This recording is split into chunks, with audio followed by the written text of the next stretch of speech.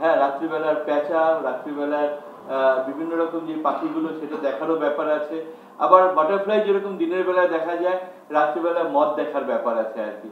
তো ওইটাও যেরকম সাথে সাথে থাকছে, তো সেটাকে আরো অ্যাট্রাকটিভ করার জন্য আমরা এই প্রোগ্রামটার মধ্যে যেটা আমরা চেষ্টা করছি যে আমরা ওই সময় যেহেতু ফুল মুনের টাইম, আমরা মুনলাইট প্লাকিং চা বাগানের একটা এক্সপিরিয়েন্স আমরা দিতে চাইছি। তো সেটা নিয়ে আমাদের যিনি ট্রেজারার আমাদের তনিষ্ঠা রক্ষিতজিকে বলবো যে একটা কথা বলি, যে বার্ড আর বাটারফ্লাই একসঙ্গে এই চিন্তা ভাবনা আপনার মাথায় আসলো কিভাবে? এটা আসার প্রধান কারণ হচ্ছে যে পাখি দেখা, এবং পাখি দেখাটাকে প্রথম আমরাই লঞ্চ করি ভারতবর্ষে, এবং সেটা ইস্টার্ন ইন্ডিয়াতে আমরা পপুলার করি। আমরা দেখেছি যে একদম গ্রাসরুট লেভেলের যারা, তারা এটার মাধ্যমে কিন্তু মোটিভেটেড হয়।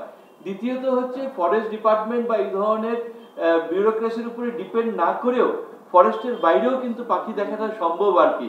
তাতে করে কি হচ্ছে, ফরেস্টের হ্যাবিটেটটাকে আমি বড় করে বাইরে নিয়ে আসতে পারছি।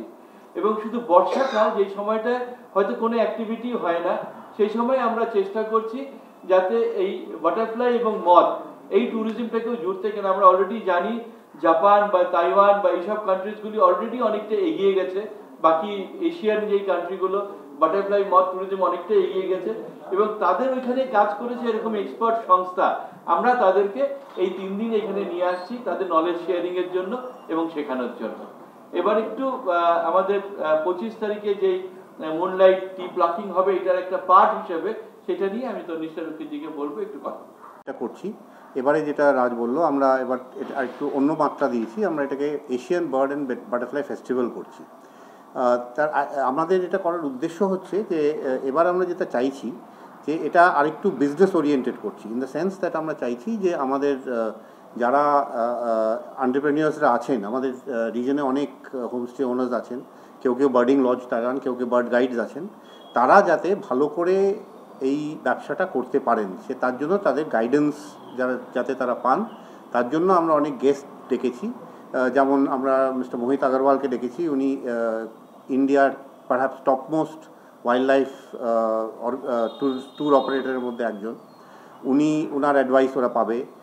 এরকম অনেক বিশেষজ্ঞদের আমরা ডেকেছি, যারা এসে ওদেরকে সাহায্য করতে পারবেন যে তাদের বিজনেসটা কীরকম করে ওদের চালানো উচিত এবং কিভাবে তারা আরও ট্যুরিস্ট আনতে পারে এবং সে ট্যুরিস্টদের খুশি করে ফেরত পাঠাতে পারে, যাতে তারা বারবার আসতে থাকে।